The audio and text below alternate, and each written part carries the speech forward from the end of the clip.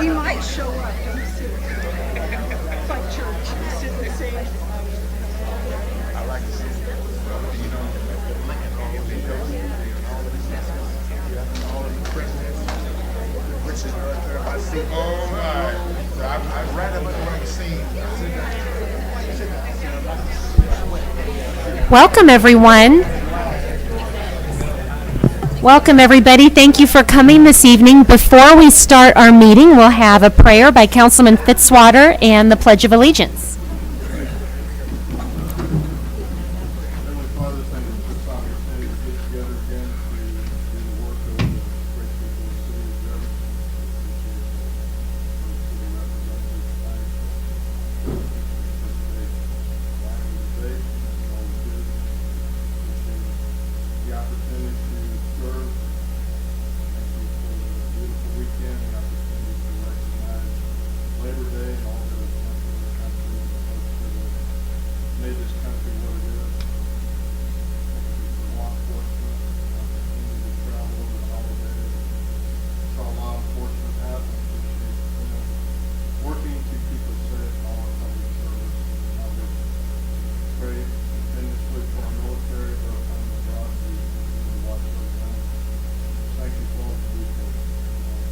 Amen. Pledge allegiance to the flag of the United States of America and to the republic for which it stands, one nation under God, indivisible, with liberty and justice. I'll now call to order the Tuesday, September 4th, 2018 City Council meeting. Mrs. Donaldson, roll call, please. Fitzwater. Present. Graham. Here. Hensley. Here. Hussey. Here. Kimna. Here. Mahalovich. Prather. Here. Schreiber. Present. Ward. Here. Wiseman. Present. Item 3, I'll entertain a motion to adopt the agenda. So moved. Second. Any further discussion? All in favor say aye. Aye. Any opposed? Motion passes. Item 4, we have no miscellaneous agenda items. Item 5, no public hearings this evening. Item 6, we have no appointments by the mayor. Item 7, presentations from staff, consultants, invited guests. We don't have any this evening. So item 8, we'll go on to our announcements. So be sure to check out jeffersoncitymo.gov for a calendar of all of our meetings and times and locations. Are there any committee announcements at this time? Councilwoman Wiseman? Yes, thank you. We have the admin meeting tomorrow morning at 7:30 a.m. Okay, thank you. Any other committee announcements? Or council announcements? Okay, I have a couple of announcements. For one, we had a big turnout at the United Way lunch last week and appreciate the city's participation. Britt Smith and every department in the city worked hard to do fundraising for United Way, and you might have seen the big sneakers that were outside, and the city was even awarded, we won an award for the design of that sneaker, so that was really cool. So we'll have a little presentation our next city council meeting to recognize the efforts of the city employees for working hard for United Way. Appreciate that. And just all the members of the community that supported United Way in their own efforts. So you might have seen the cheerleader running around town. I got to be a cheerleader for United Way, and that was a lot of fun. I never got to be a real cheerleader, so it was really cool to be a United Way cheerleader. So my second announcement is for this Saturday is the Missouri State Fire Marshal's 9/11 Memorial Stair Climb, and that is at the Jefferson Building. And I believe that begins at 8 a.m., and they climb the stairs in remembrance of the firefighters and first responders on 9/11 as they climb the stairs. And I believe it's maybe 10 or 11 times up to the top and back of the Jefferson Building to commemorate how many steps it took to get to the top of the Trade Center. And so that's always a very touching memorial service that they have, a ceremony, and appreciate those that can come out to that. All right, any other announcements? Carolyn is not able to join us under item 9, but I know there are several things coming up for Lincoln University. There was the new student convocation last week, and Councilman Graham and I were there. So anything else on Lincoln tonight? I do know that on October the 5th, which is a Friday, we will have our investiture ceremony for our new president. She will be sworn in as the 20th president of Lincoln University. And then on that evening at 7 p.m. till 11, we will have the inaugural ball. So we're asking everyone to please come out and enjoy with Lincoln University's joyous and wonderful and meaningful occasion on October the 5th. Thank you, Councilman Graham. Item 10, presentations from the gallery on specific bills. We do have some signed up this evening, starting with Mr. Glover Brown. Okay, sure. All right, and we have Mr. Roger Schrimpf.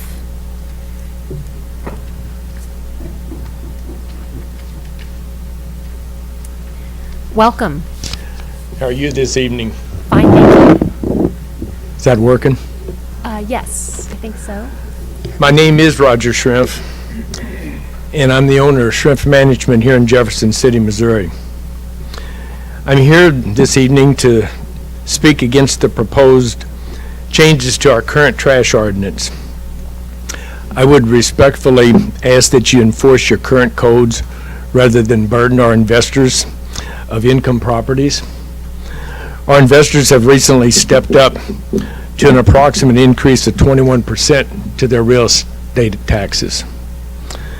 I am one of those who asked my clients to vote yes for this in order for our city to grow, to have a new high school, and for us to be able one day to raise rents. I would like to see our city grow, and this could yet be another reason for our investors to choose the county over the city, to build and invest their dollars there.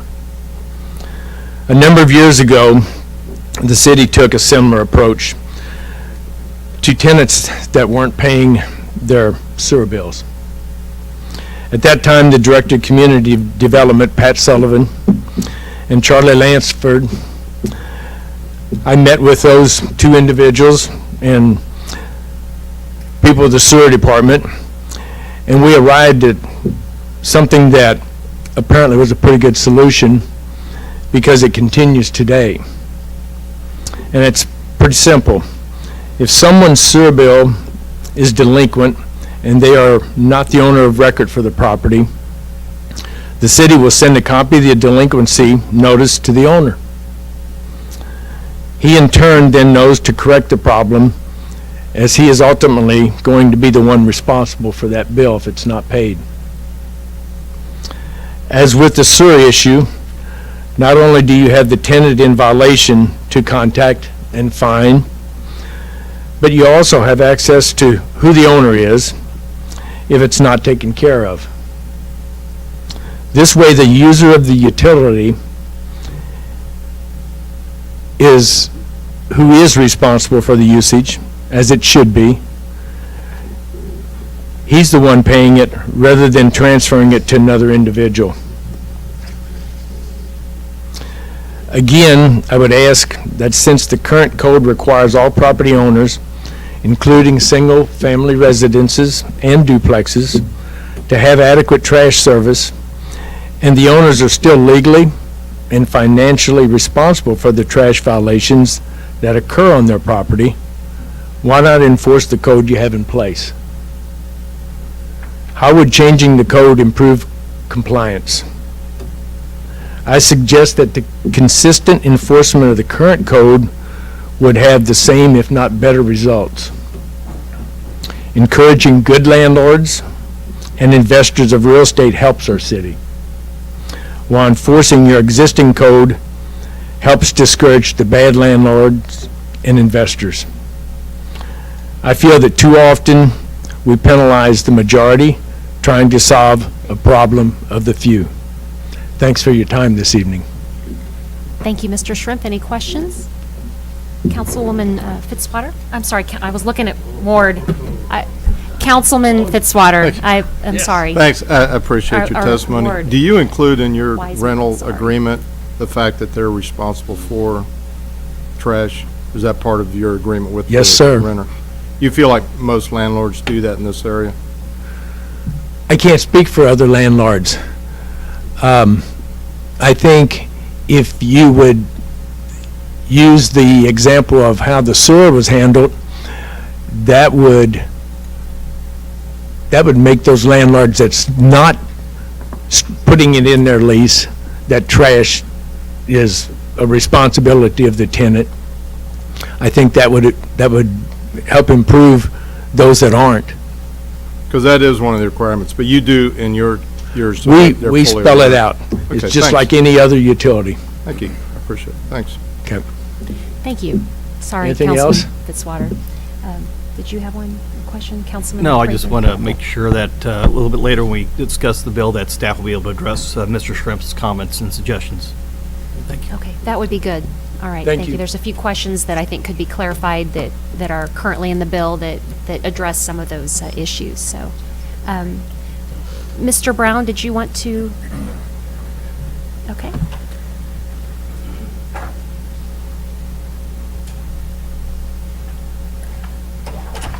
Welcome. Madam Mayor, Councilman, I come before you tonight very humble in that this has taken a great toll on me, and I'm going to see it through. One of the things that's taken a toll on me is that the issue of the historic School Street District has had a real impact on this community. It's sort of split it. There were people who did and did not understand what was going on with the historic School Street District. People were afraid that they were going to lose their homes. People weren't understanding what was going on, and they definitely didn't know what my role was. So that we can clear the air, I'm the executive director of the Friends of Lafayette Street and the Historic Foot District. Now, if you could go to the other slide.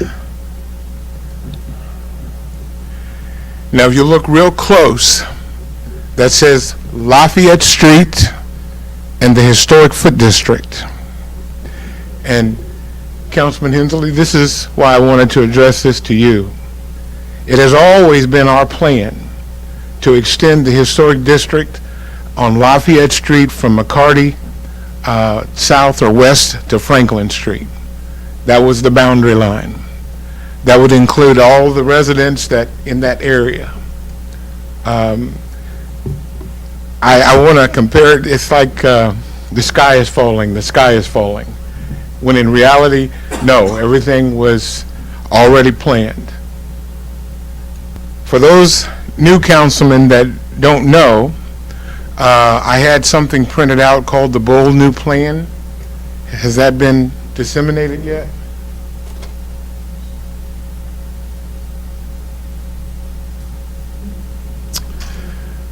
The Bold New Plan was written in September of 2015, and it outlined what the Friends of Lafayette Street and the Historic Foot District were preparing to do in that whole area.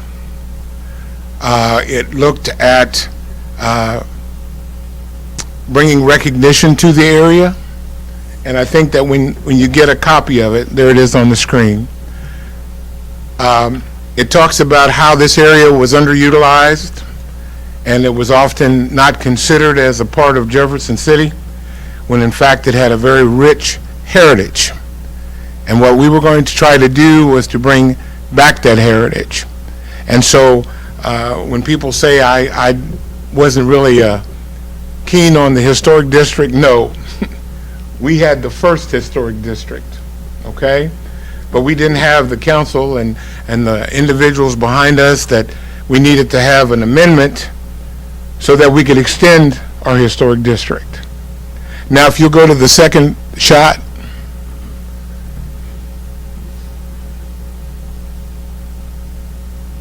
the photograph, no, it's 06. Okay, now the next one, the next one. No, the other way. There we go. Now here was a picture taken at the dedication. And we have some very prominent council persons that were in attendance that day. This has never been a secret that there was already a historic district on Lafayette Street. The only thing that we did not have was amendment so that we could extend the district. I've always been a little bit suspect as to why there was a feeling for the School Street district, when all they had to do was to extend the Lafayette Street historic district. It's always been a little bit unnerving to me when they talked about they wanted to save their property values, or they wanted to get around the FEMA 50% rule, when in fact we were sticking to the historic nature of the area. One of the other things that I wanted to bring to your attention, if you'll go to the other slide now. Nope. That one. Now scroll up, please. Too far. There it is. This was a building that was architecturally asked for in 1942. And from the information that I've gleaned, this was supposedly to be built in the black community that's now the historic Lafayette Street and the Foot District. This was never done. One of the goals of the organization that I'm in is that this is going to be one of our long-range projects, that we try to get this building built somewhere in that area. We've had conversations with the park board, Mr. Spalding's office. We would like to see this go in that area where the new park is going. In their design, I believe there might be space for that, and so that's to be negotiated maybe at a later date. So again, I just wanted to show the council that there was some really intense efforts to save the historic nature of this whole area. And Mr. Brown, we one of don't the have the clock running since you have the presentation, but we have hit the 5 minutes. We have the timer up Right. here. Tell me, what is my time? Well, 5 minutes, so you've reached the 5, so if Okay. you would want to wrap it Then up. let me close. Okay, thank you. Let me close. We have always believed in a balance of old and the new. And if you'll go to the last slide.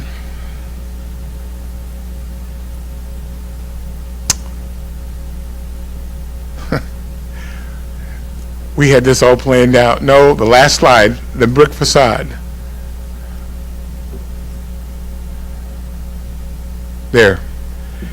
And so, as I've been saying throughout the whole course of these hearings, that we have wanted to see a balance of old and the new.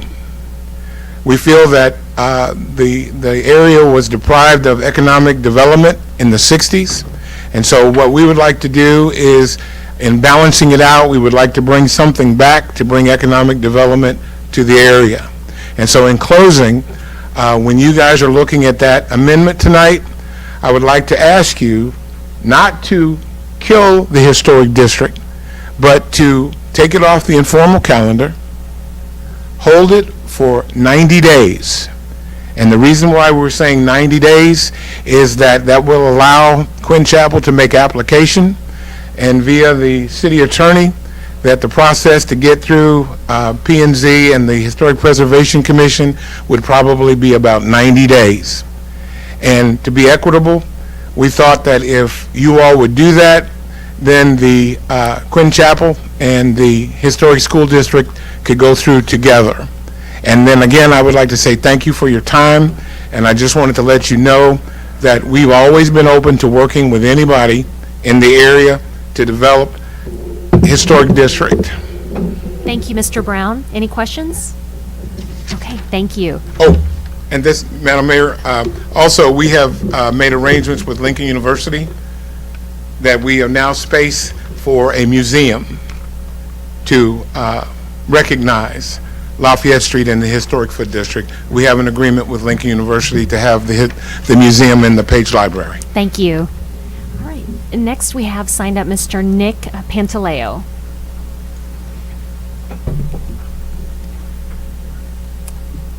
Welcome.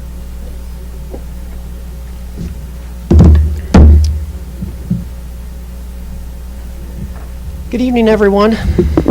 My name is Nick Pantaleo. I'm with Capital Investment Realty here in Jeff City.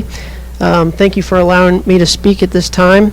I'd like to talk about the Chapter 30 amendment to the trash solid waste.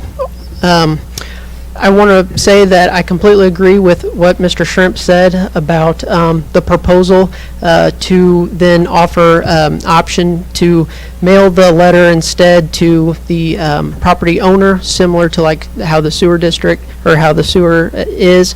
The other thing that I wanted to note is the challenge of owning rental property and managing rental property is working with all the additional vendors and utility companies. So I basically have to talk to Republic Services, Christina over there once a week, if not more sometimes, about the multifamily properties that I manage in an issue with the dumpster or the trash containers.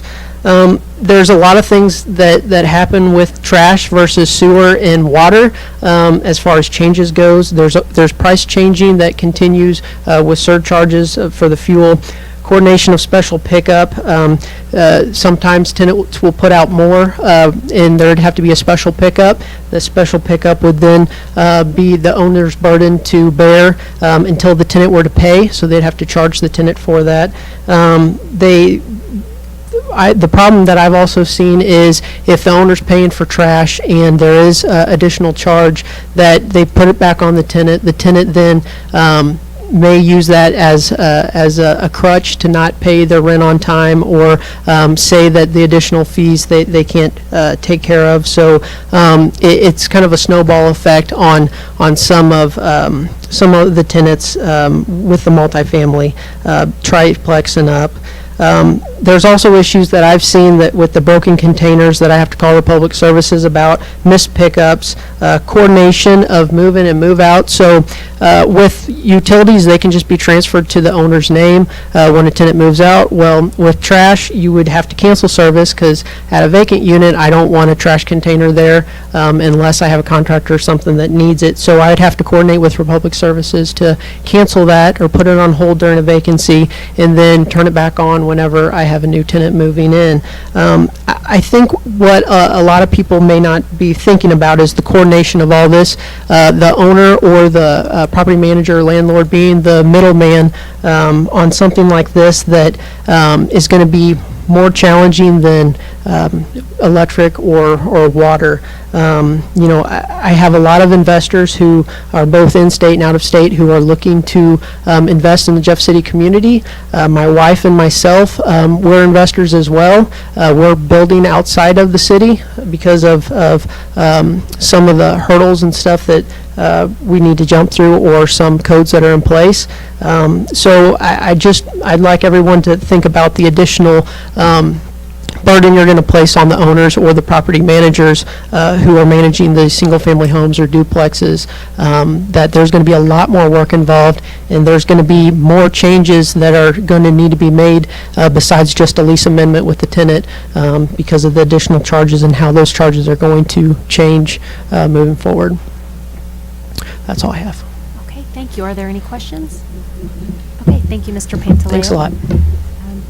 We have next Mr. Brian Bernsketter.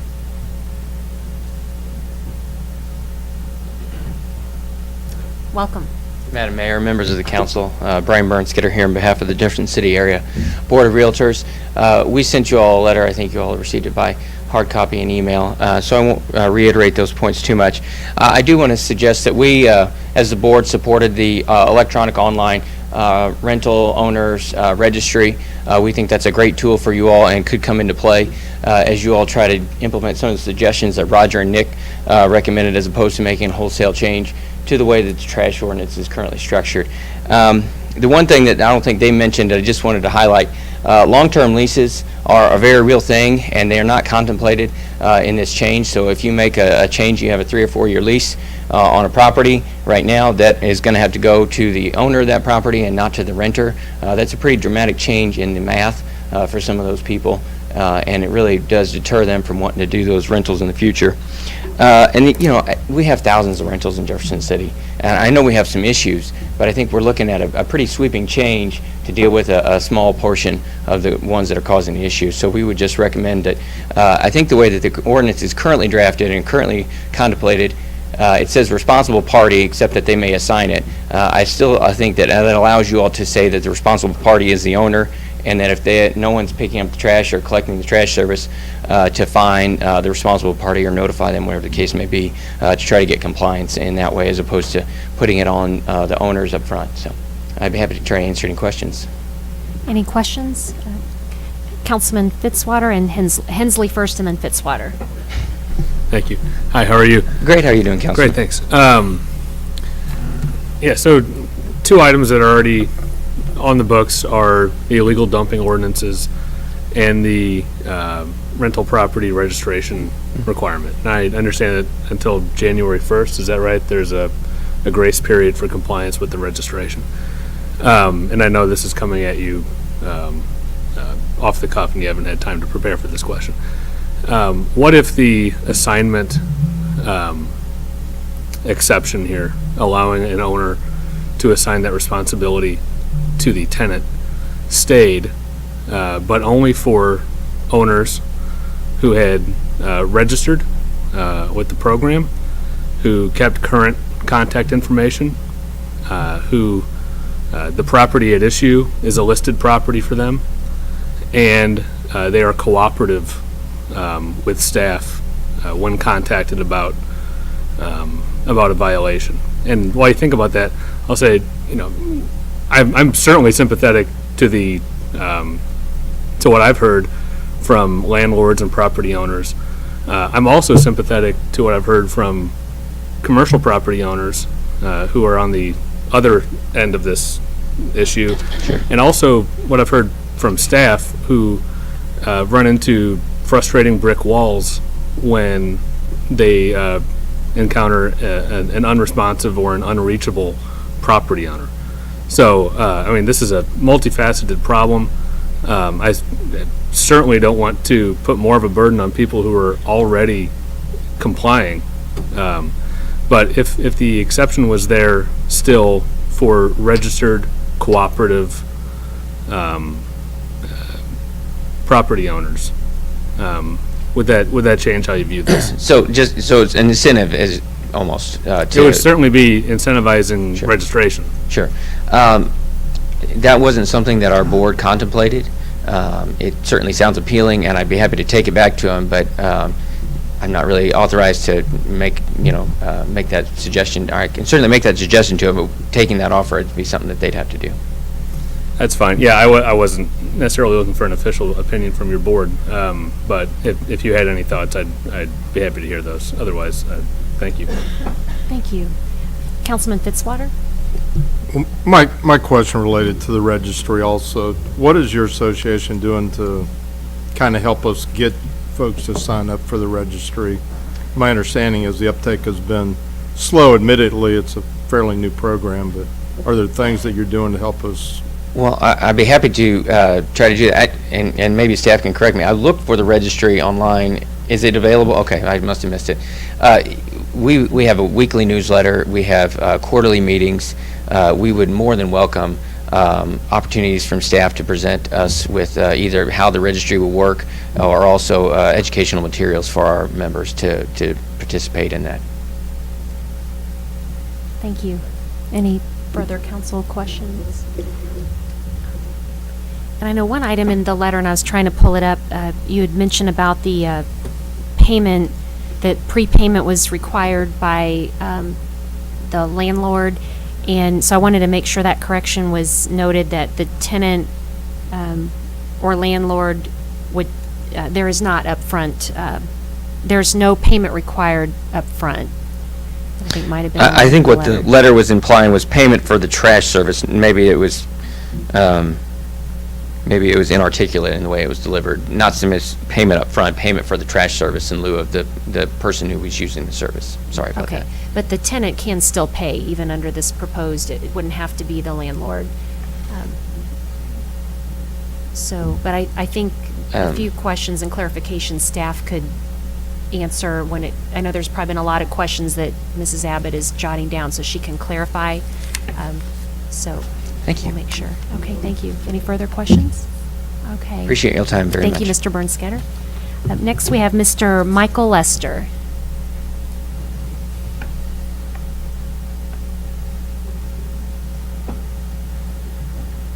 Welcome.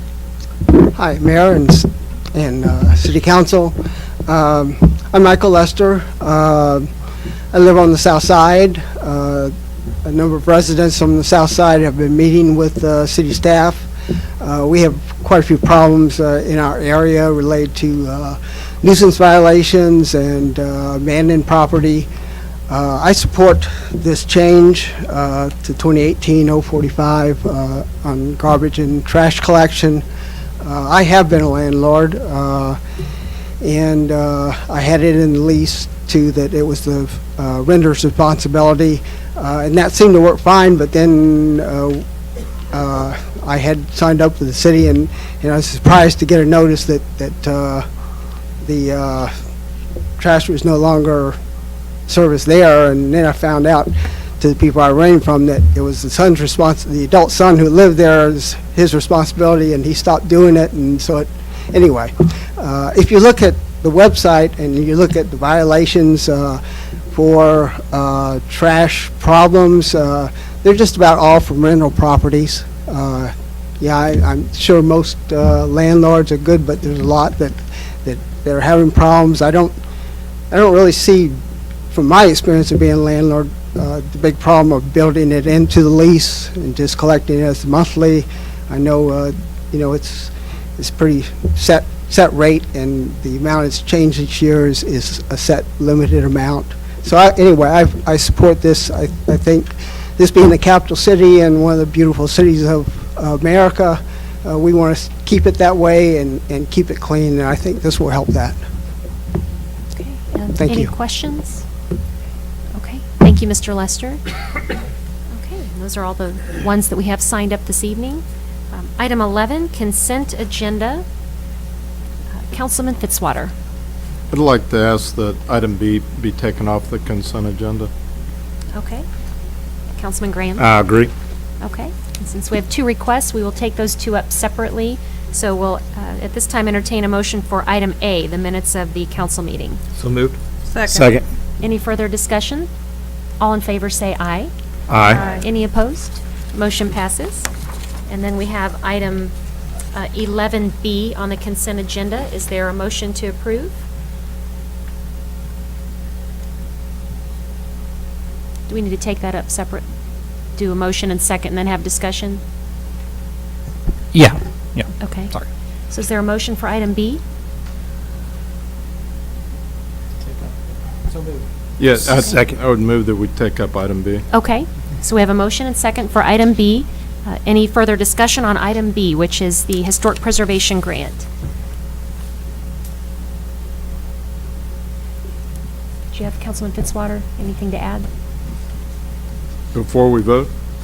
Yeah, I was just interested, this is an exciting opportunity. I know it's been discussed a little bit at past council meetings, but just to get an update on the activities, and I just had a couple of questions for staff in regard to it, so Okay, let's ask Mrs. Abbott to elaborate on that.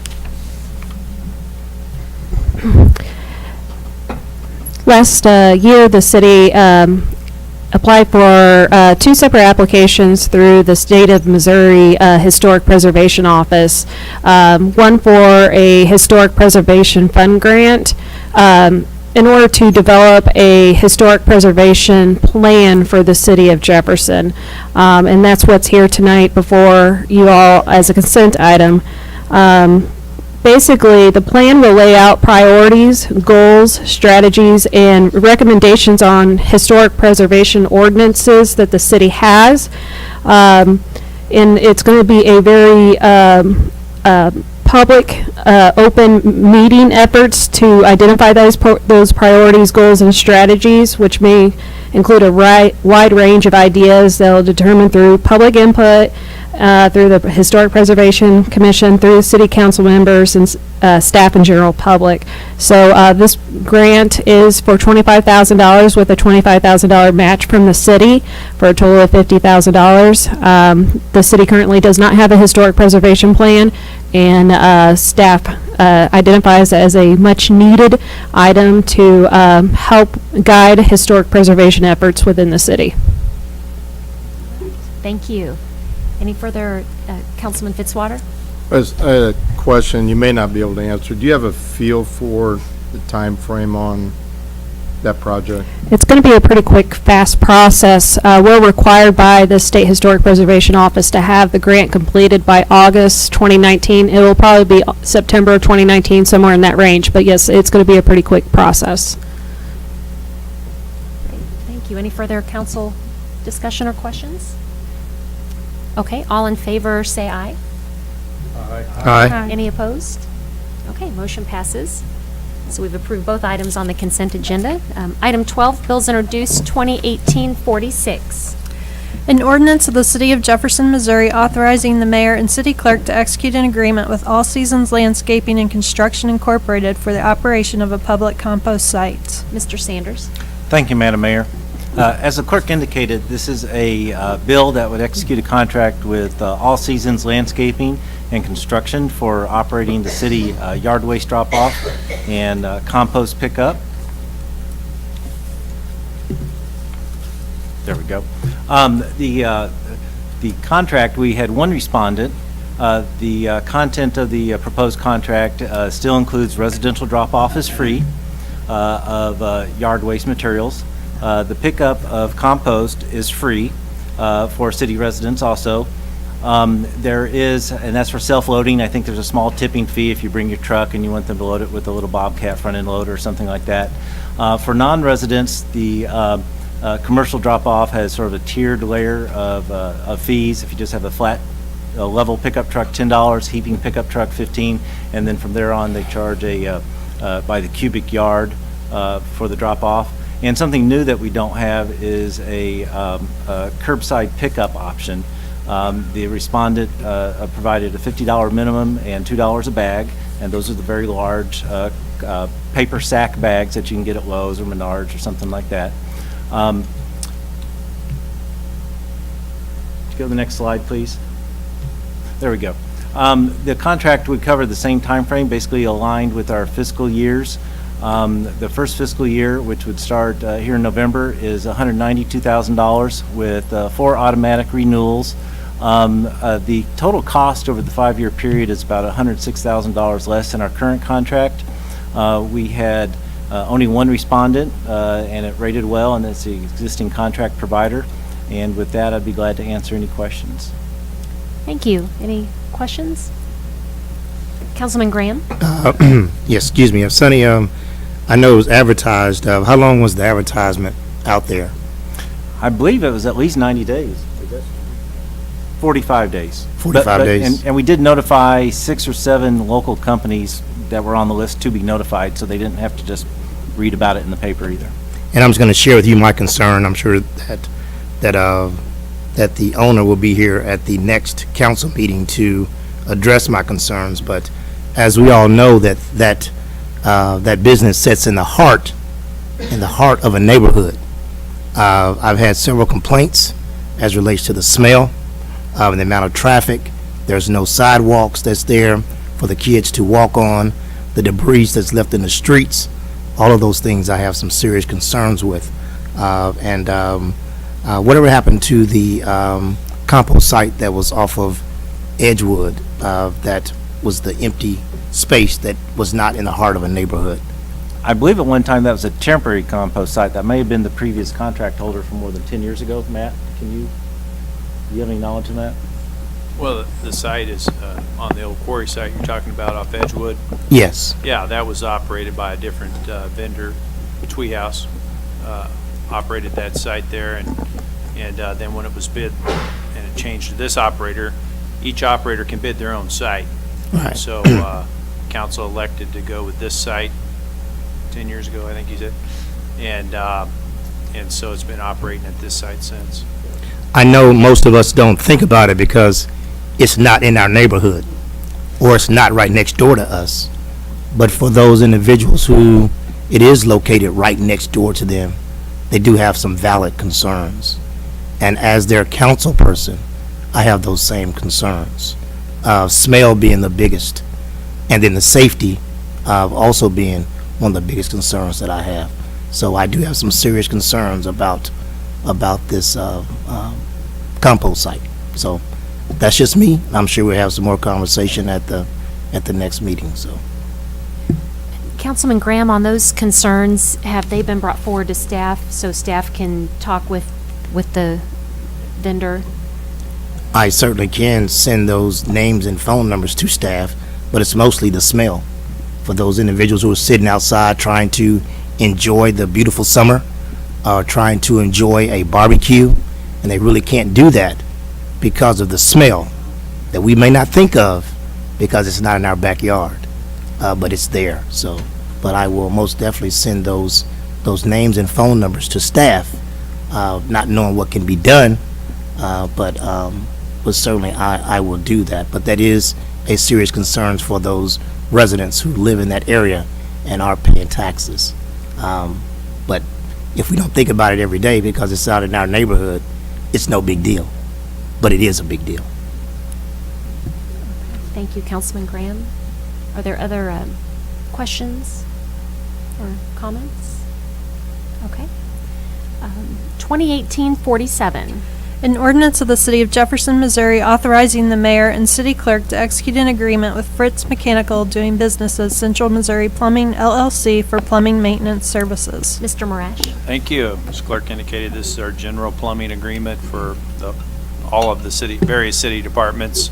The estimate there of $35,000 based on previous year's usage, and typically it's paid out of somebody's building and grounds account when we do need the service. So I'd be happy to answer any questions. I think the police, fire, parks and rec, various other departments also reviewed the bid.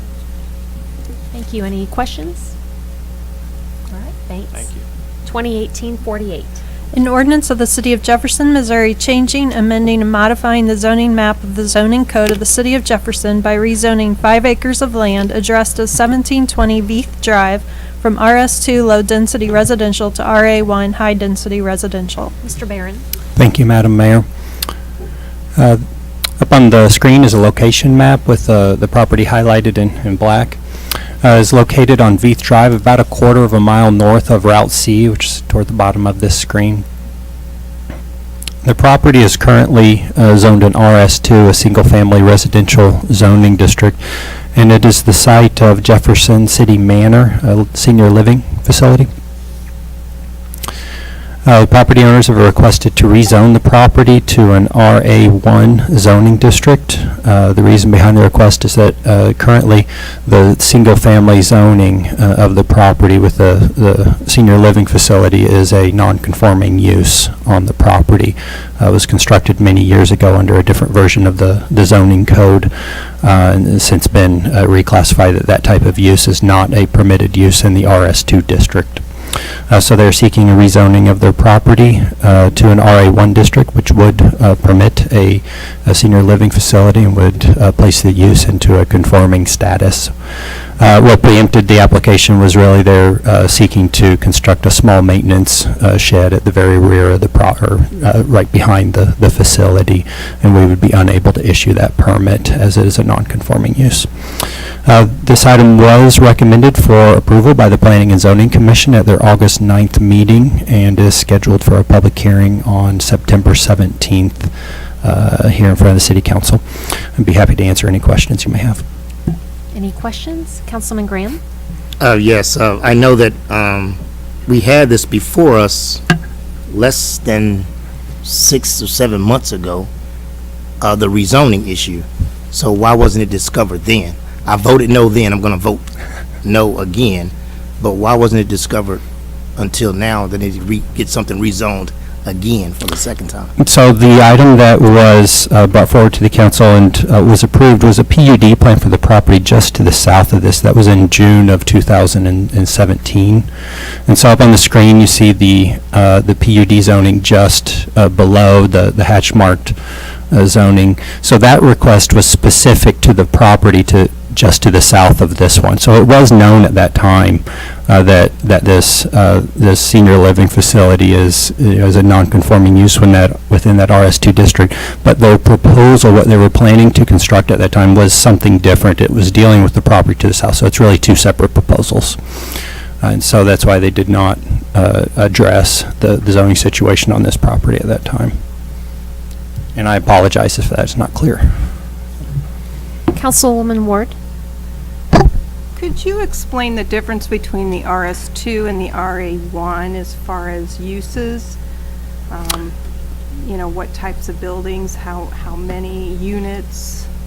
I know because there were concerned property owners on that street, homeowners, and I just want to make sure, you say they're wanting to build, a maintenance shed or storage shed.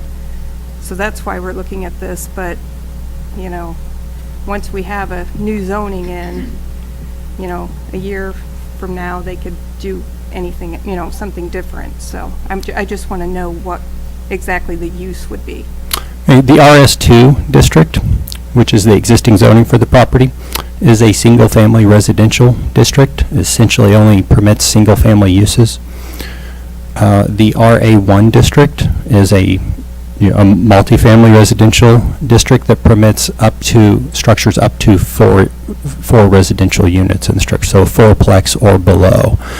So it would not permit a large, like 8-unit apartment building or something. It would be limited to a fourplex. Their plans they have no known plans to pursue such a route. I believe their desire is to get the building into a conforming status with respect to zoning. Councilman Graham? So right now they're just asking to build a shed? That is not what this request is. What preempted this request was to build a shed. Okay. Any further questions or comments?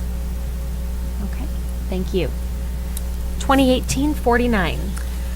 An ordinance of the City of Jefferson, Missouri, changing, amending, and modifying the zoning map of the zoning code of the City of Jefferson by rezoning 2 acres of land addressed as 2106 Jefferson Street and 2003 and 2007 Southridge Drive from C1 Neighborhood Commercial Road Residential Duplex and RS2 Single Family Residential to PUD Planned Unit Development and approving a preliminary PUD plan for 14.4 acres of property. Mr. Barron? Thank you, Madam Mayor. This request comes in 2 parts.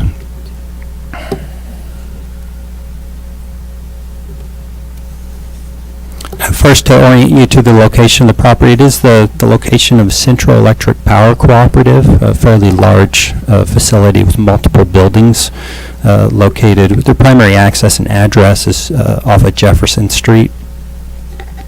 And so the property is highlighted up there on the screen. Up in the upper right-hand corner of the screen is Southwest Boulevard and the intersection of Southwest Boulevard and Jefferson.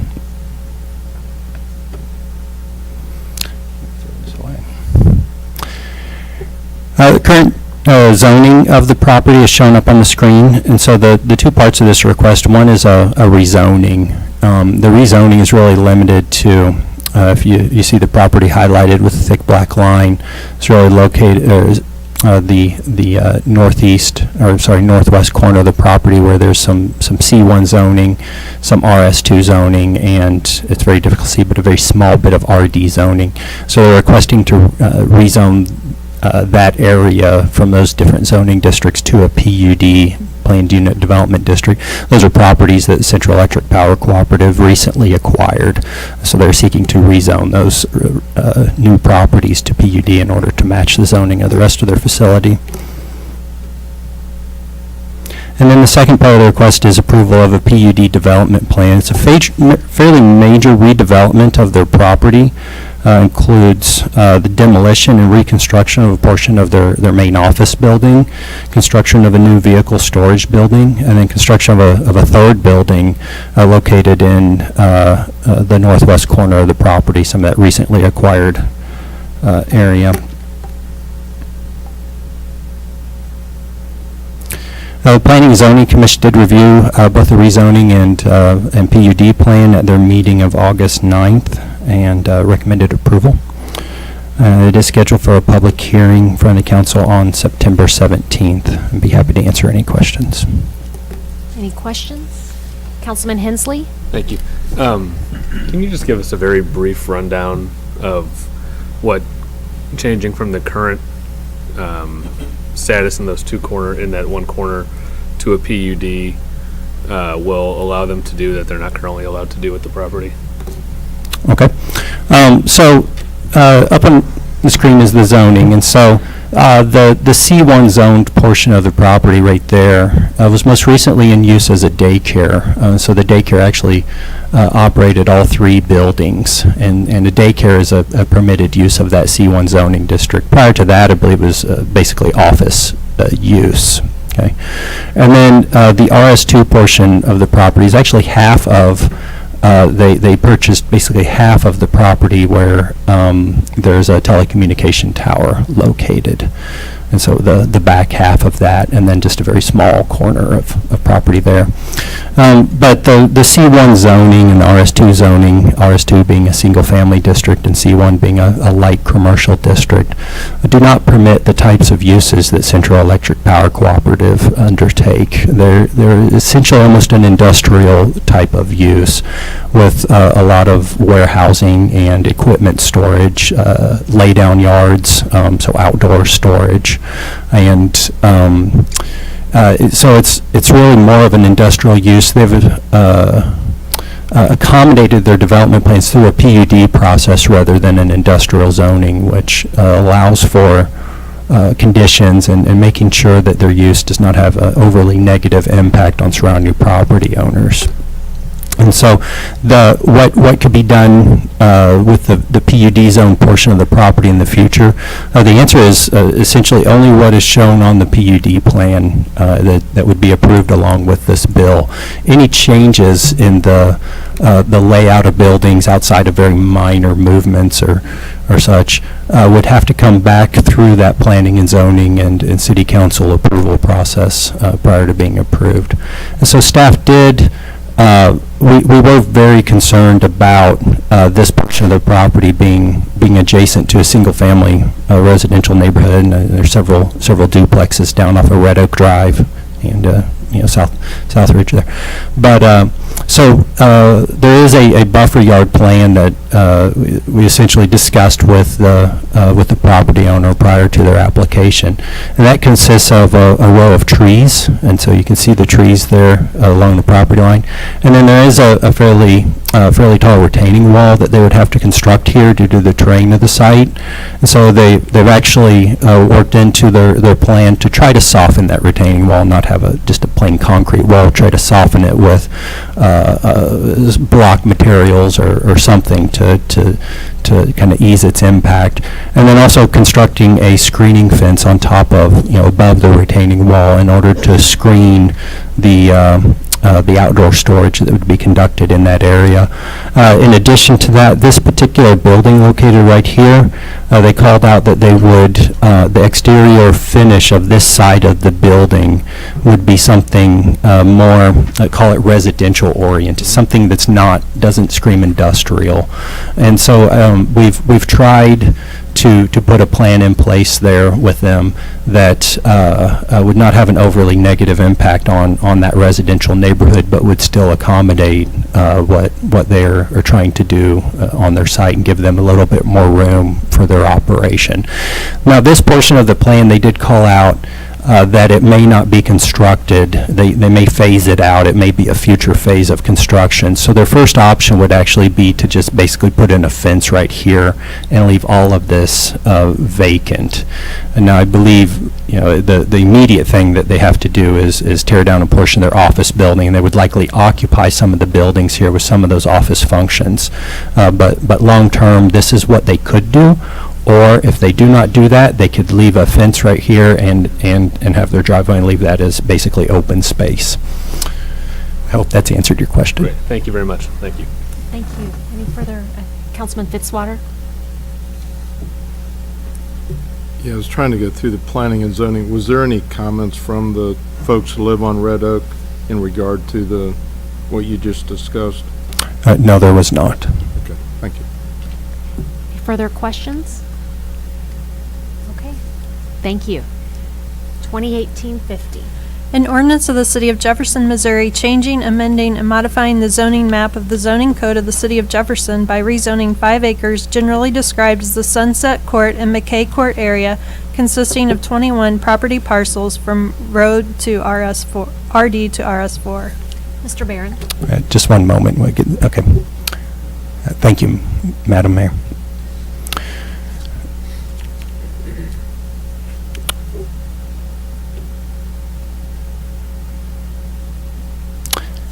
Okay, so this is actually a staff-initiated rezoning of a number of properties located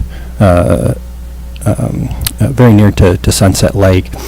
And so up on the screen is a location map with the property, with the area highlighted there in the hatching. And so down toward the bottom of the screen is the intersection of Southwest Boulevard and Route C, Southridge Drive. And Sunset Lake is located right there with McKay Park.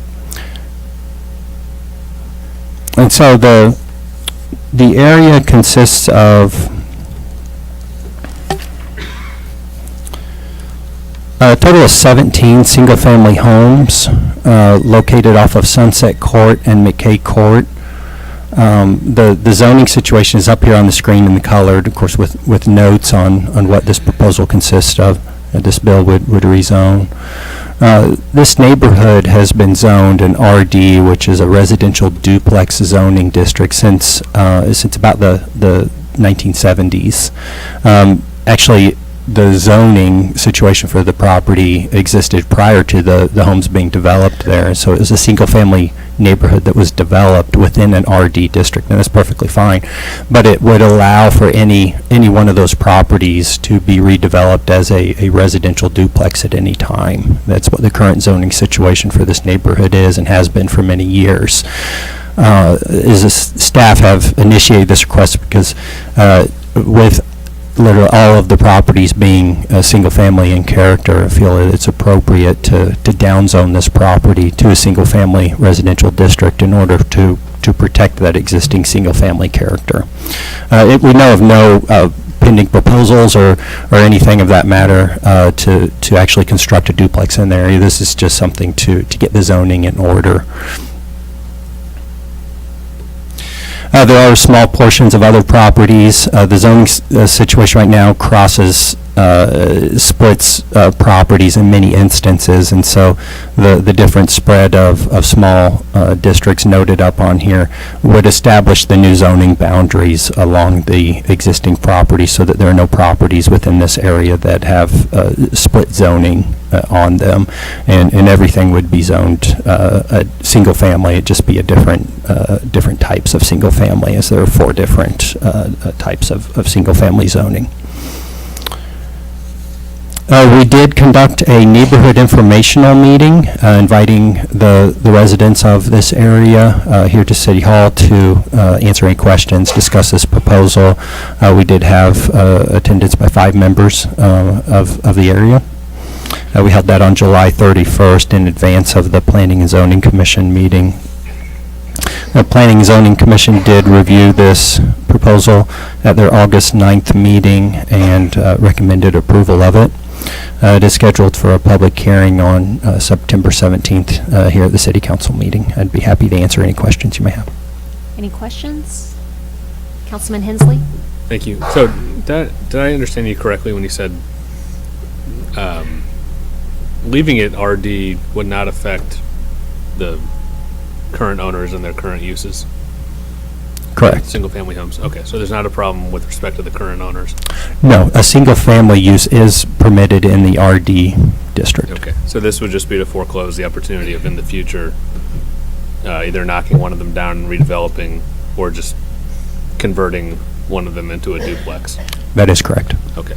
So I noticed across Southwest Boulevard, I'm looking at a slightly different map than you are. Yes. But it was in the packet.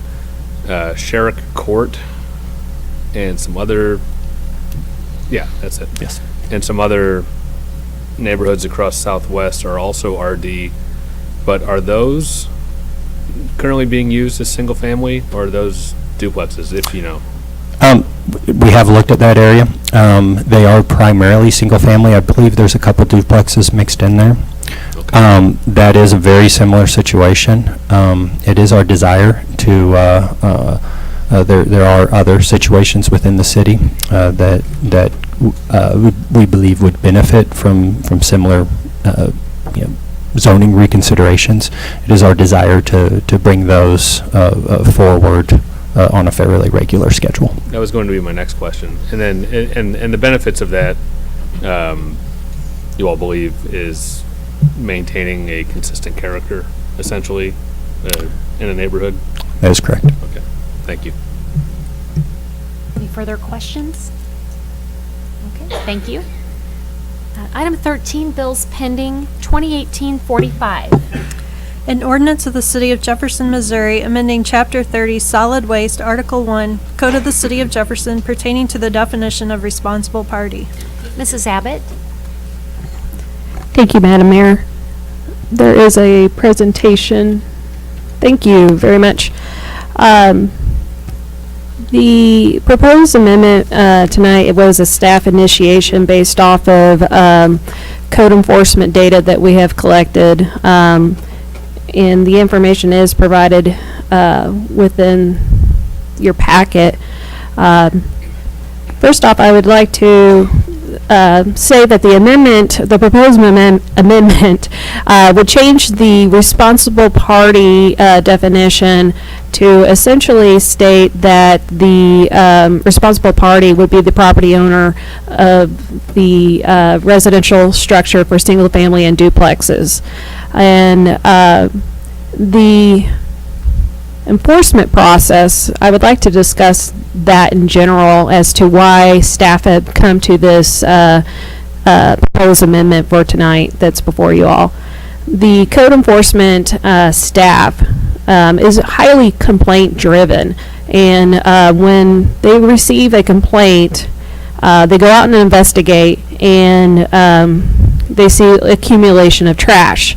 And so they go back to the office and they contact Republic Services because the city does not own the landfill, and therefore it is contracted out. And we're currently under a 10-year contract with Republic Services to provide trash services as an exclusive provider for the city. So once checking with Republic Services to determine whether or not the residential structure has trash service, if there is no trash service, currently code enforcement staff sends a notice to the property owner and then CCs the occupant. And so notice is already provided to the landlord or the property owner as for no trash service. As stated earlier, there's approximately 7,000 rental units in Jefferson City. We're at a I want to say approximately 48% rental occupancy here in the city. And if requiring the landlord registry for the city to make contact with the landlord, it would require all landlords to basically be on with that system. And that would really be having the city being the property maintenance managers for all of the landlords here in for most landlords in Jefferson City. So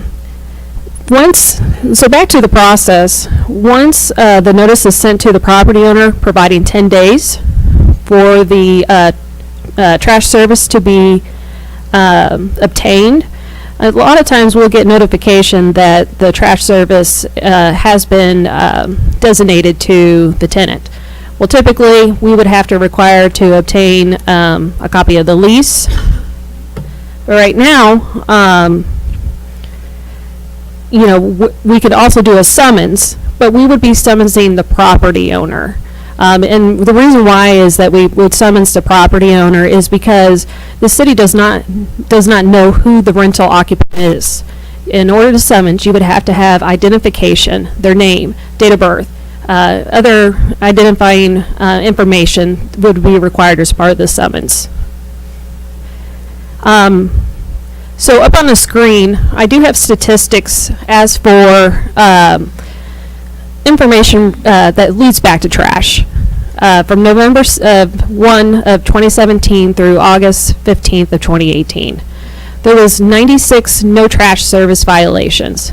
And in looking at the statistics, 83% of them came back to 1 and 2 unit rental properties. And only 9% coming from the 3+ rental units. The nine violations there would have fall under the commercial trash providers, which 3+ units falls under the commercial, so already those landlords are already providing trash services for their tenants. 25 instances of illegal dumping violations. 88% was traced back to rental properties. And then 372 accumulations of trash violations. So 84% was rental properties. So talking about no trash violations, this is an instance where our code enforcement staff came across a single-family rental unit that had no trash service. And it was occupied by a woman and her 3 children. And this property ended up having to be condemned because of the fact that accumulation of trash. And you can see the arrow pointing to the door. That photo to the right there is actually the photo of the back porch, showing how high the trash had accumulated. Illegal dumping violations leads to unsanitary conditions for neighbors and individuals in the area. This is a duplex unit, so a 2 unit that has no trash service. They just piled up all the trash on the front porch. So a typical abatement, talking about funding, trash service for single family and 2 unit duplex or 2 units is $15.52 a month, or it might be $15.53. Which all of those rates are identified, yearly rates are identified in the trash contract that we have with Republic, and it's spelled out in there the maximum fee that they can charge each year, and we're in year 3 of our trash contract. So keeping in mind $15.52, with the average trash abatement conducted by the city is about $80. And then you have a $250 administration fee that we tack on there for a total of $330. Now that $250 administration fee is our city staff driving to and from verifying the code violation, is our staff following up with Republic Services, our staff sending those letters, contacting or taking calls from tenants and the landlords for a total of $330. Can't really see a photo in there, but it's infestation. That's a refrigerator. Trash accumulation, not taking out the trash. leads to, we get complaints about people not having trash service, saying there's roaches coming onto their property because the occupants don't have trash service. Then there's property damage that occurs. And this one's a doozy. Single-family rental with no trash service. The tenant and her 2 children were throwing their trash over the fence onto neighboring rental properties.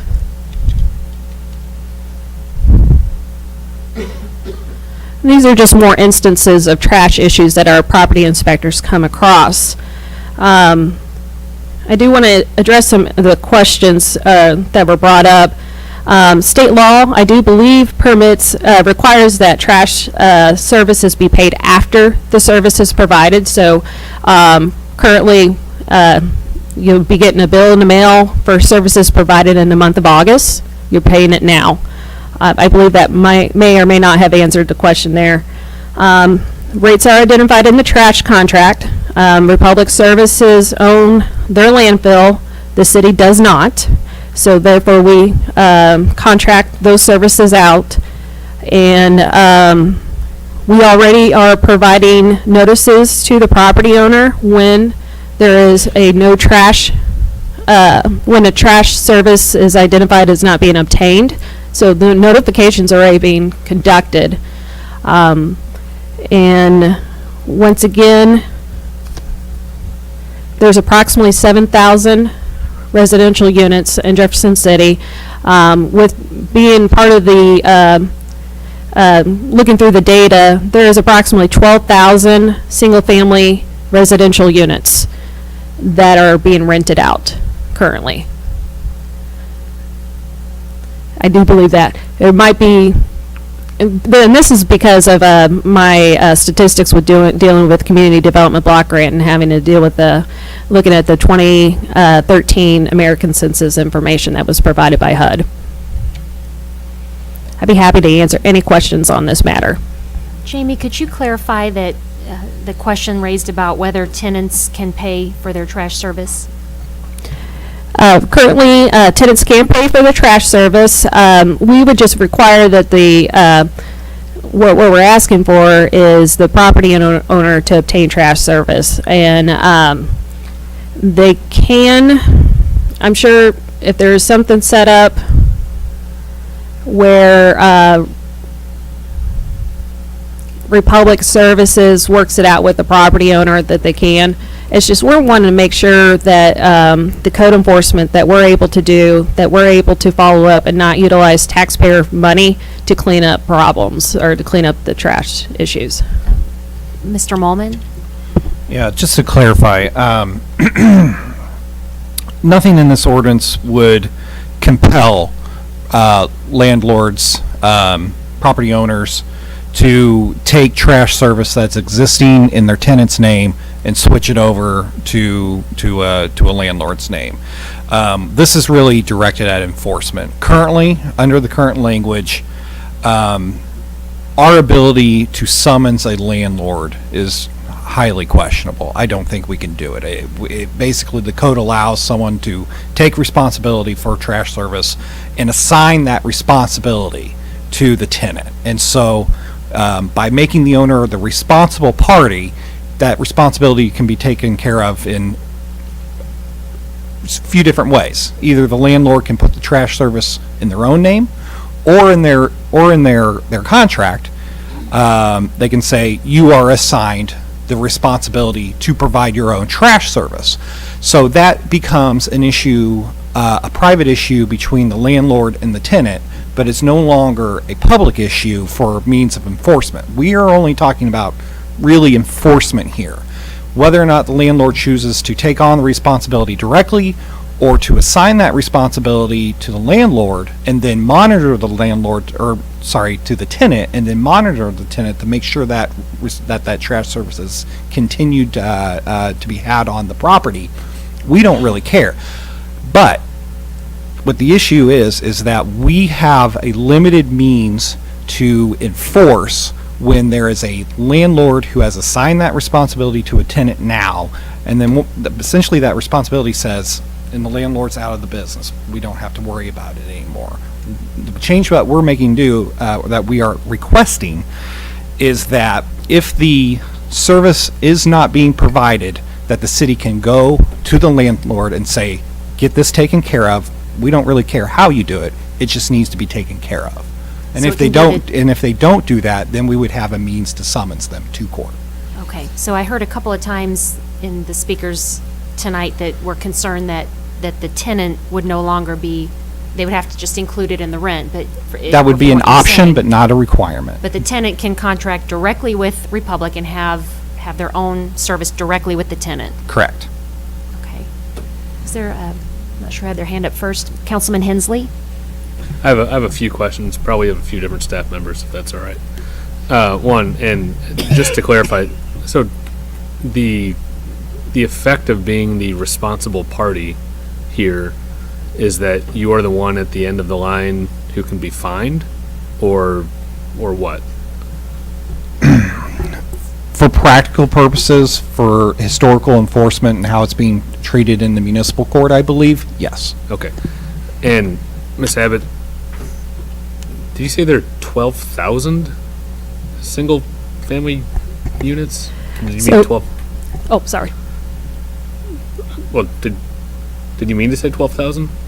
I was recalling information on HUD has provided with the American Census Survey. There is 58% owner occupied and then 48% rental here in Jefferson City. We have approximately 18,000, over 18,000, I want to say 18,900 residential units in Jefferson City, with approximately 12,000 of them being single family. So the 7,000 estimate was 7,000, so 7,000 is the approximate occupied residential units, is how I understand it. I know there's a variant. I could provide that information that HUD has provided to me, to you all, as for the determination on how HUD has made those determinations. So whether there are 7,000 rental units or 18 or 19 or 20,000 Units, so it's occupied versus unoccupied. between November and June,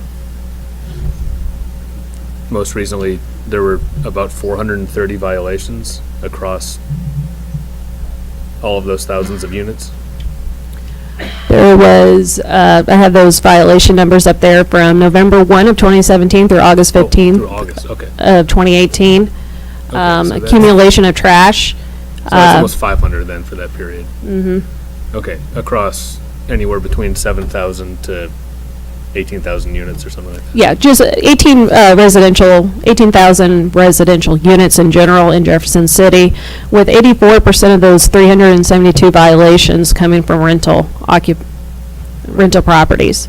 And you mentioned, I think a couple of people mentioned that we're currently able to ask Republic Services for information about whether there's currently service provided at a property. Mhm. Is that what's the timing on that? Do we do that when we think that there's a violation, or is that a regular process?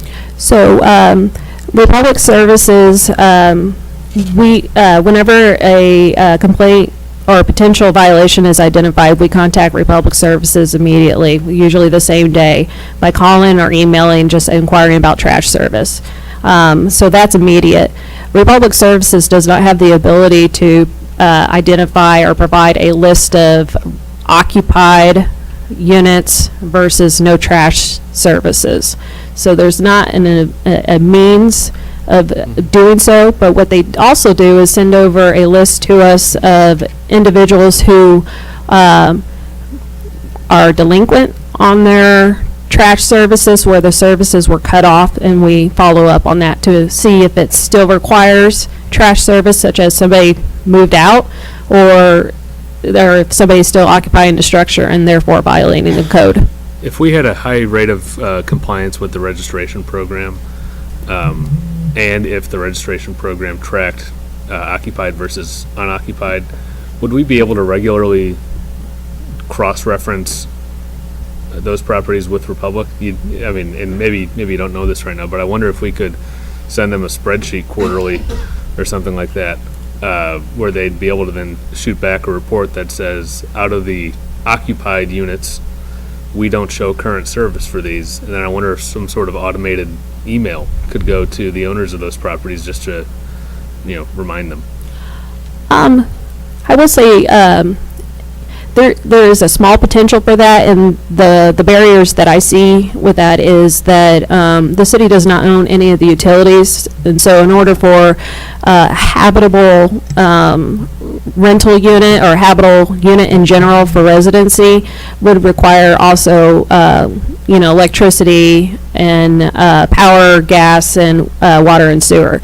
The only utility that the city owns is the sewer, so it would be cross-referencing between the sewer database and along with our landlord registration and with Republic. So that would be multiple databases. But what we do intend to utilize the landlord registry is to send out educational material to landlords as to what is required within Jefferson City, with one of them being, making sure your residents have trash service, power, what's the most common code violations and all that. So, I mean, we do intend utilizing the landlord registry as a education component once we have their emails. Okay, great. Thank you very much. Thank you. Councilman Hussey? Just have a couple questions. So if, for example, a 3-unit property right now that the owner is required to have trash service at, like, at what point are we as a city beginning to take action against that owner for not having trash service at that site? Like, what's that process look like? Or Well, in general, the process in general for anybody not having trash service would require the investigation, the notice of violation letters sent to the owner, and for a 3-unit, because of our contract or in our code specifically saying that the property owner is required to provide trash services for 3+ units, if they do not comply within the 10 days, which is what the violation letter indicates, we would summons the property owner. And I guess what's the trigger to start that? Because I doubt staff is going out and looking for it, and we are clearly not cross-referencing with Republic, are we? So is it just trash accumulation, complaint-driven? Yes, typically multiple code violations, complaint-driven, yes. Number 2 is we get complaints from landlords of multiple units saying, I'm tired of this landlord's tenants dumping their trash into my dumpster. So that's also a complaint-driven item. And then it's, the referencing with code, referencing with Republic Services as well. And then on the 1 and 2 unit rentals, there was I think 80 violations. Are those unique violations in terms of unique properties, or are there repeat customers? No. So that is 80 specific unit or properties themselves. I'm looking back at Dave Helmick, who's our property inspector. Do you want to come up here then? Okay. He's better apt to answer those questions, and that's why he's here tonight.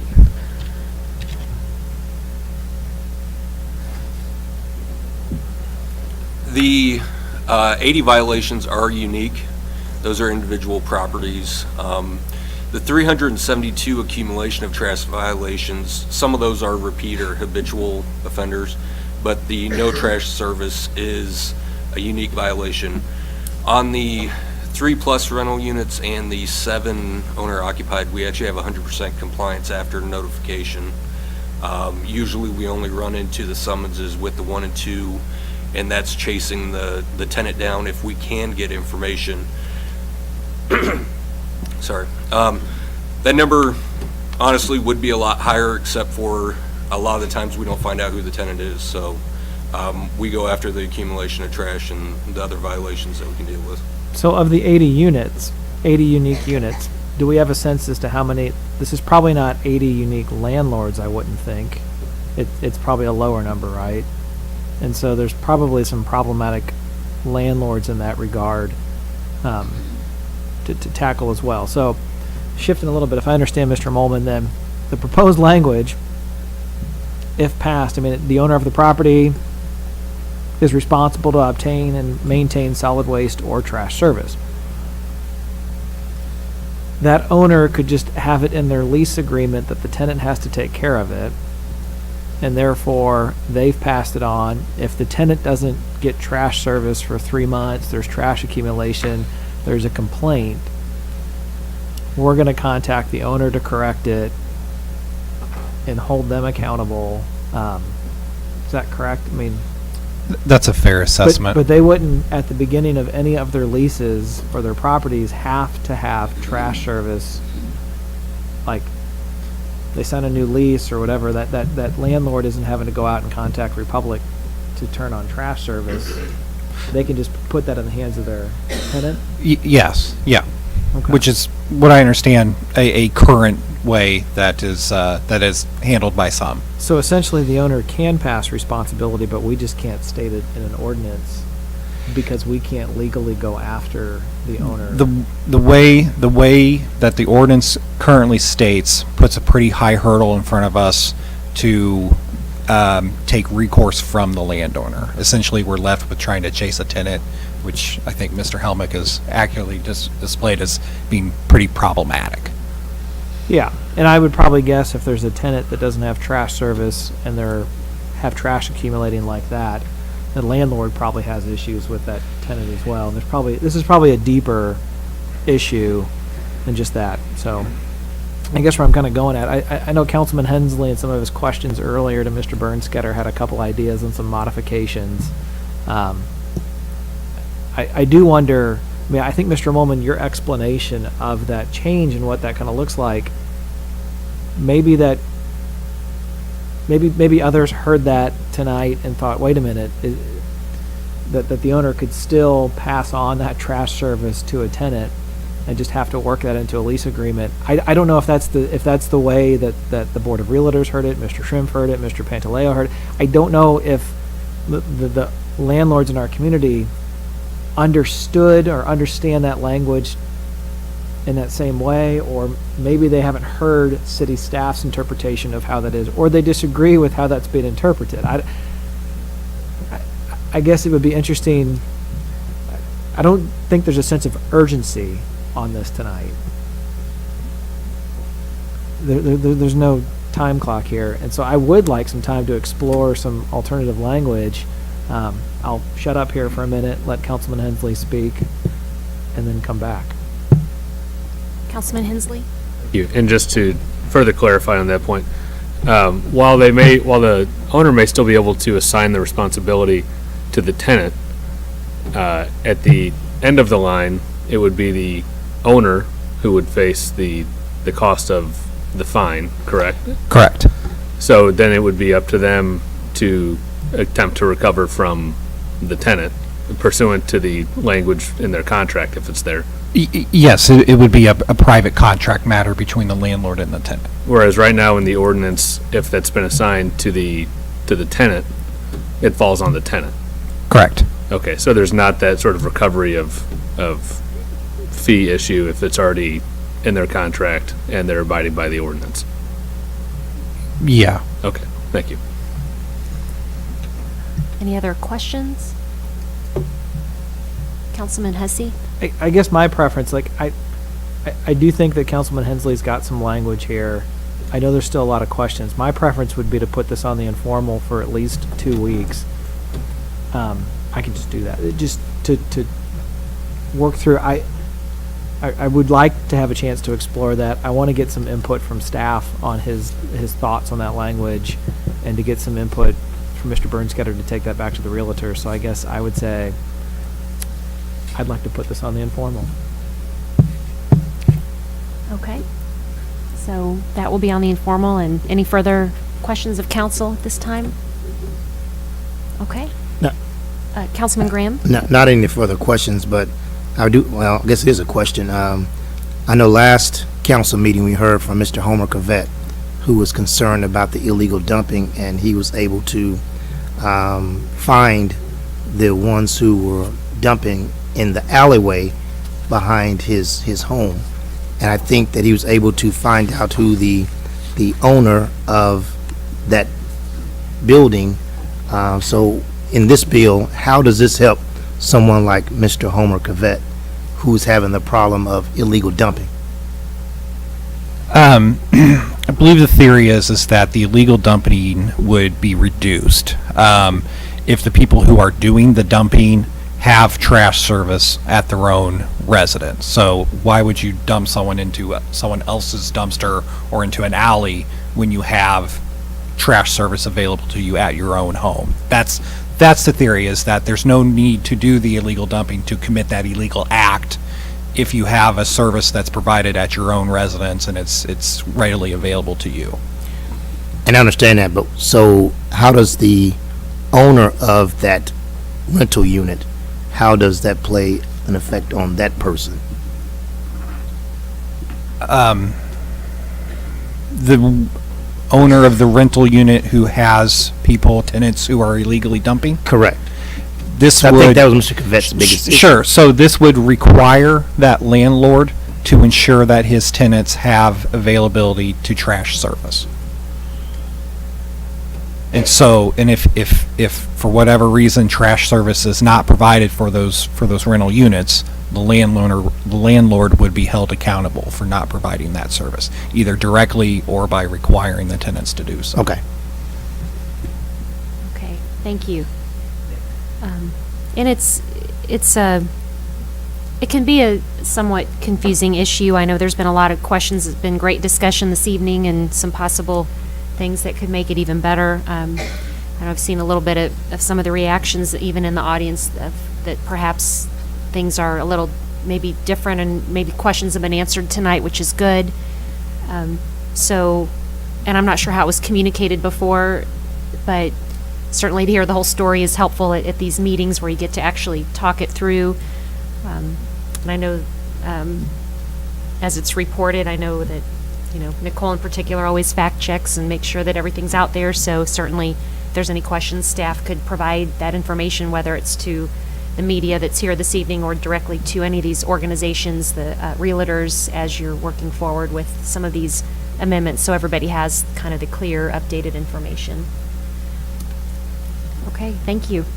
Item 14, informal calendar 2018-21.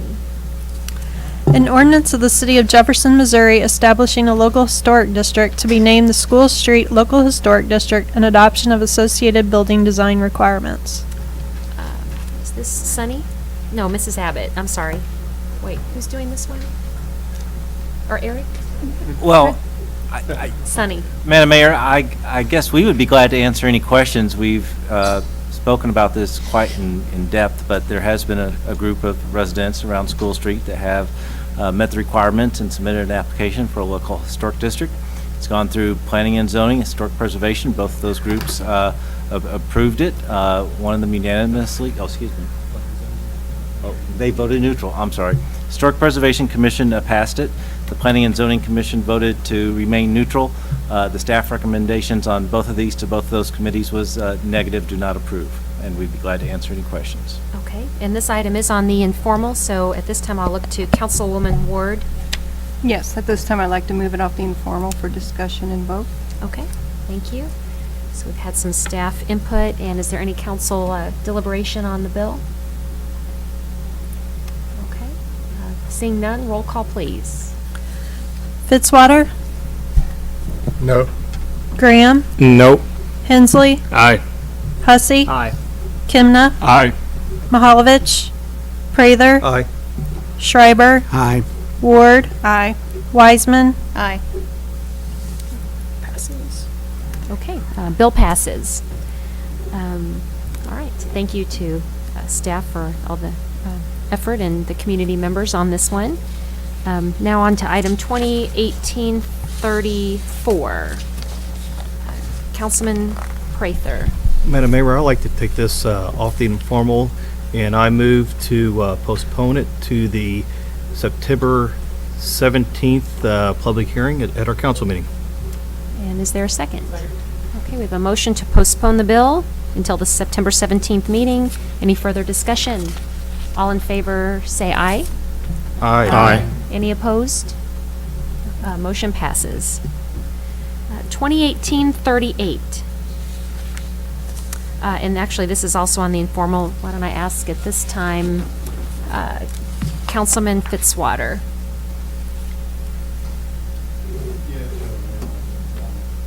Okay. And then 2018-39.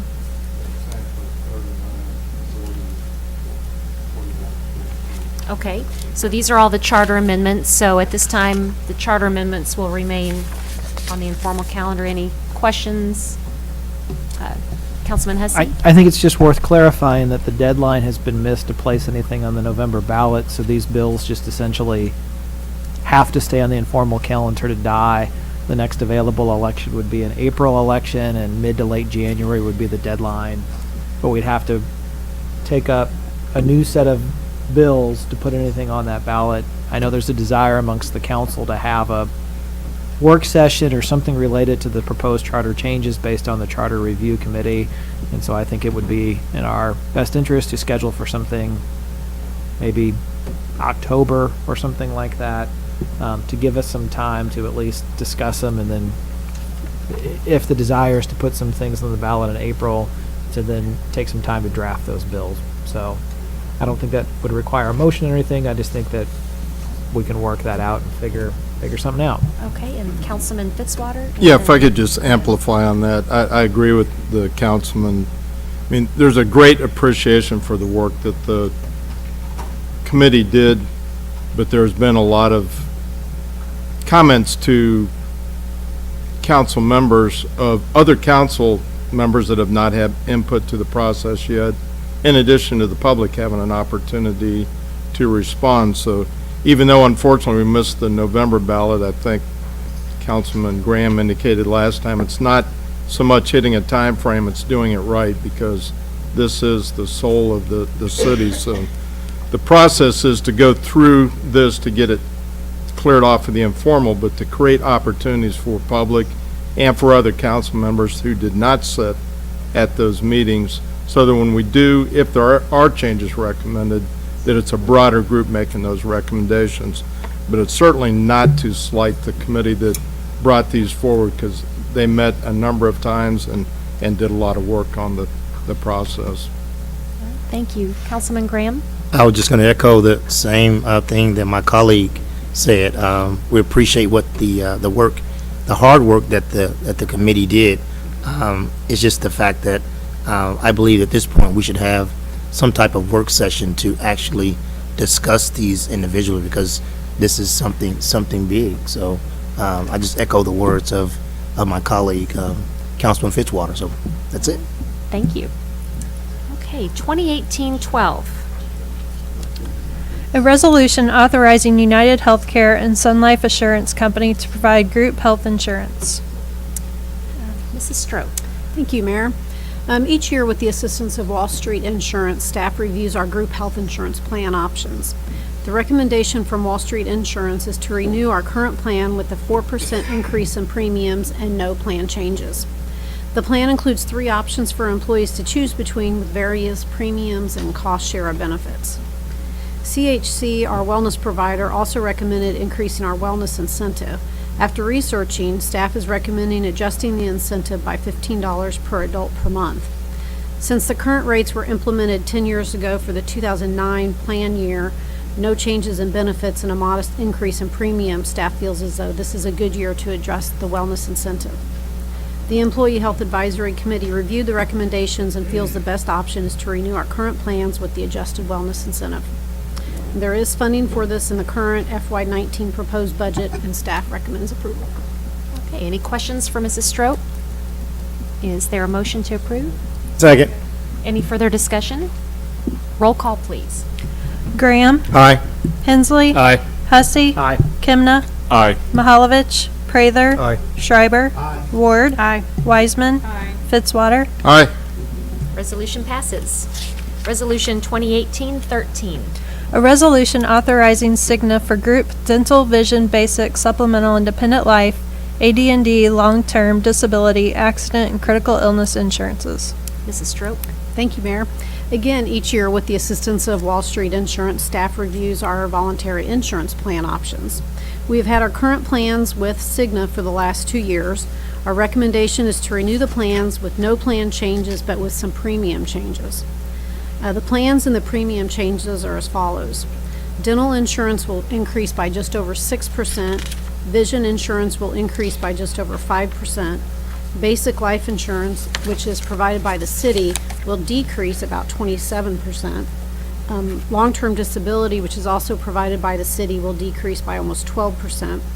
Dependent life, supplemental life, and accident insurance will decrease by approximately 15%. And then critical illness rates will remain as is. The lower rates result from the change in the contract with Wall Street Insurance to bid all the insurances net of commission. Overall, this represents a savings of approximately $3,000 per year to the city, and it is funded in the current FY19 proposed budget, and staff recommends approval. Thank you. Any questions of Gail? Is there a motion to approve? Second. Any further discussion? Roll call, please. Hensley. Aye. Hussey. Aye. Kimna. Aye. Mahalovich. Prather. Aye. Schreiber. Ward. Aye. Wiseman. Fitzwater. Aye. Graham. Aye. Resolution passes. Item 16, no presentations. Item 17, no any council or staff discussion. 18, any new business.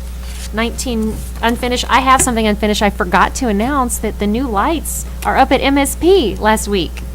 So I have to give some credit to Councilman Schreiber for kind of spearheading that effort to get the lights back out, the original lights.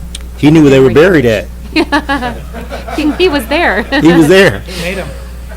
Right. Very cool. If you haven't seen it, please do. That was funded by, that was a joint project between the city and the Convention and Visitors Bureau, and it gives light now to the area at night when they have tours, and it looks great during the day too, but very, very cool. Anything to add on the lights? Okay. All right. Item 20, we'll read the motion to go into closed session. So moved. You gotta let her read it. Oh. Yeah. Pursuant to Section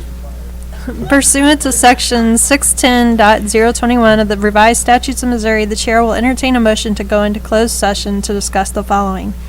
1. Legal actions, causes of action, or litigation involving a public governmental body and any confidential or privileged communications between a public governmental body or its representative and its attorneys. Section 610.21, Section 1. Number 2, sealed bids and related documents until the bids are opened, and sealed proposals and related documents or any documents related to a negotiated contract until a contract is executed or all proposals are rejected. Section 610.21, Section 12. I think we had a motion over here. Yes. And a second. And a second. Okay. Roll call, please. Hussey. Aye. Kimna. Aye. Mahalovich. Prather. Aye. Schreiber. Ward. Aye. Wiseman. Fitzwater. Aye. Graham. Aye. Hensley. Aye. Okay, does anyone need a quick break, or should we go right into it? Go here? right We're into good. it. We're going right into it, so. Okay.